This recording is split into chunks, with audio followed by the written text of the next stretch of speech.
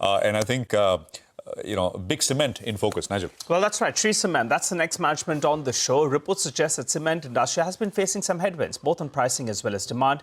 To understand the trends, what's the way ahead? We're joined by one and only Mr. H.M. Bangur, the chairman of Shree Cement. Hi, Mr. Bangur. Always a pleasure, sir, to have you on the show.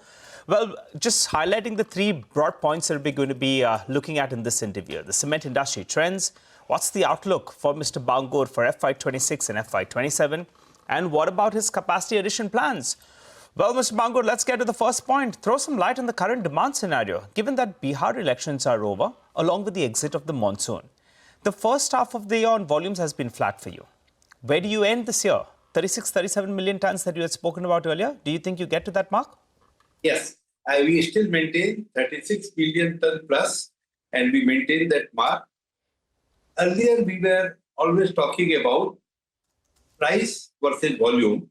Now we have to talk, and we have crossed that barrier. In last 10 days, after Bihar elections, all the festivities of Chhath Puja and everything over, from last 5 days, we are seeing a good jump in demand. We are also getting it.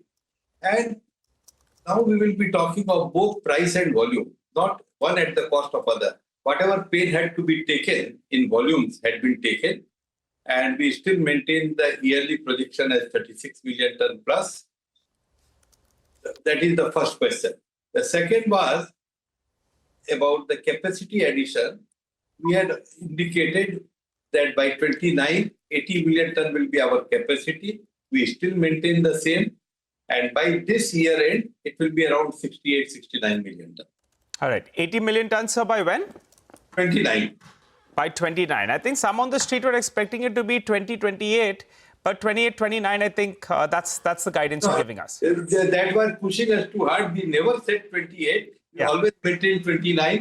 The street may be thinking anything. You know, Mr. Bangur, over the years, you've been such a good performer. Some expect Mr. Bangur to always outperform. Maybe that's where the pressure comes from. That's why What about, so all of this will be organic, or will there be some inorganic? I've heard of late that, the team of Shree Cement has been visiting some plants.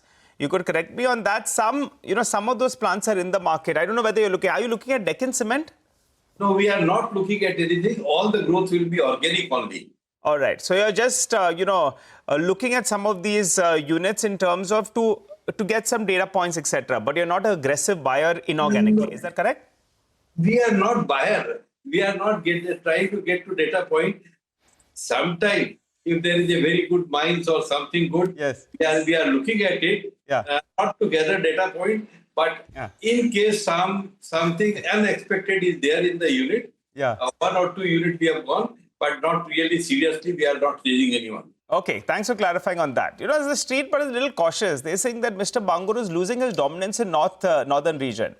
Motilal Oswal, for example, they have put out a note. They're saying that in the northern region, your share has declined, to ballpark around 22% from around 24%, say around 5-6 years ago. And they're saying in the next 3 years, because the competition is getting aggressive, your, market share will come down to around 19%. What do you have to say about that? You're okay?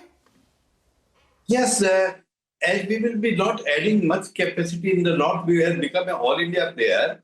19% or so, between 19% plus minus 0.5%, that should be our capacity in the north, maybe in 3 to 4 years' time. As the cement demand is increasing at such a pace, you can't keep pace up with the capacity. So we are agreeable to 19 to 20%. Okay, all right. So you're not too worried on that front. Let's tie this in, sir, then, because you're saying now you will focus both on value as well as on volumes. And 36 million tons is what you're looking at. But there was a recent... Yeah. Let me say, that is only the north volume. When we see the all India volume, our market share in India is increasing. As we have increased our volumes in south, east, west. So our North India volume, only if one side is to be seen, it will come down a little, but our all India volumes will increase. This has also to be highlighted equally well. All right. So the market share, I think all India market share is around 9%? Yes, it will remain so. All right. You want to be it's not only about the north. On an India perspective, pan-India, you'll be hold at around 9%. Got it. Right. Given that the volume push is there, you're seeing demand is improving a little bit and pricing as well hopefully improves. And we have some recent announcement, freight cost, I think there was some reduction that was announced by the Indian Railways. What does this mean in terms of an EBITDA per ton for the second half of the year? On an average ballpark, what should it look like? Our ballpark, the EBITDA per ton should be maintaining what was there in the first half. It will be almost same with increased volume in the second half. So the overall profits will increase sharply. So it will be approximately 1,250 to 1,300 rupees. Should that be fair? 1,100 to 1,200 should be what I will be comfortable with. Okay, all right. And what about pricing, sir? The GST rationalization came about. All the benefit was passed through. How has pricing changed? All the benefits have been passed through, and the industry had been little overcautious. They have passed through little more than what the GST has given. So now it will be increasing to cover up whatever been additional losses are there because of the GST reduction. There was some turmoil and nobody could hold to the right level. Levels have gone up a little more than what they should have gone.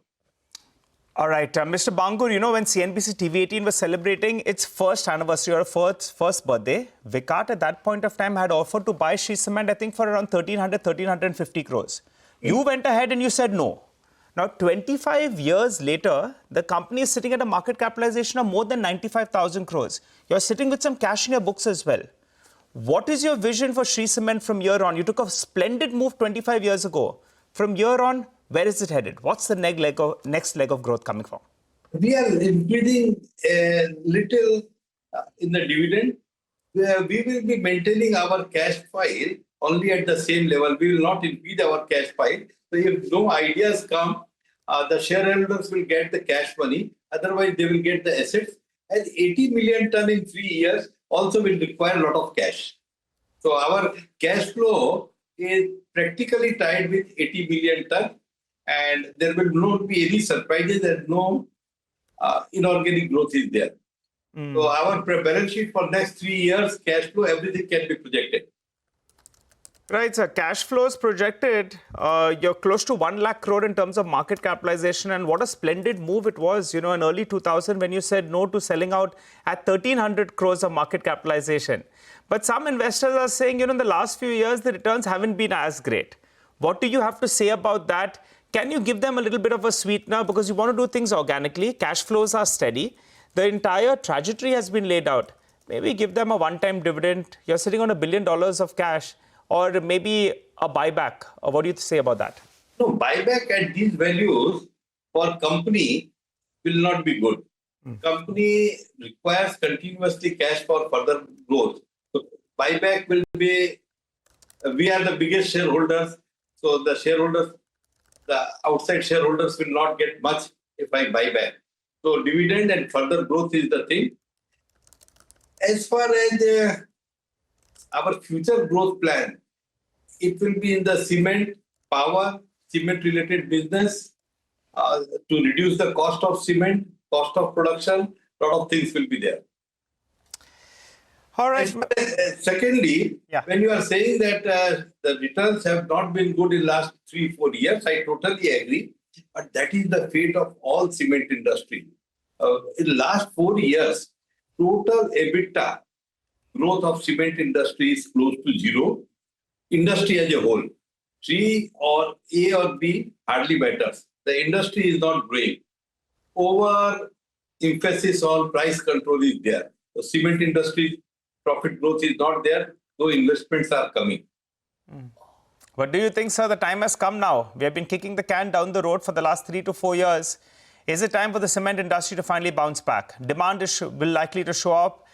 Cost at least have been rationalized, and a lot of producers like you have focused on the cost side. So better times ahead? I feel so, sir, because only the expectation is that in 2 to 3 years' time, 3 to 4 years' time, one good moment comes and then the same profits are maintained. Now the profits are in the range for the industry at 900, 800 to 1,000 rupees for quite some time. It has to change. Otherwise, no new investment can become viable. All right, and the return ratios as well come down to very, very low levels that it may not make sense then to add capacity. Well, Mr. Bangur, a pleasure speaking to you as always. It's been a while since we chatted. Looking forward to meeting you in person as well, sir, in the coming weeks. Thank you.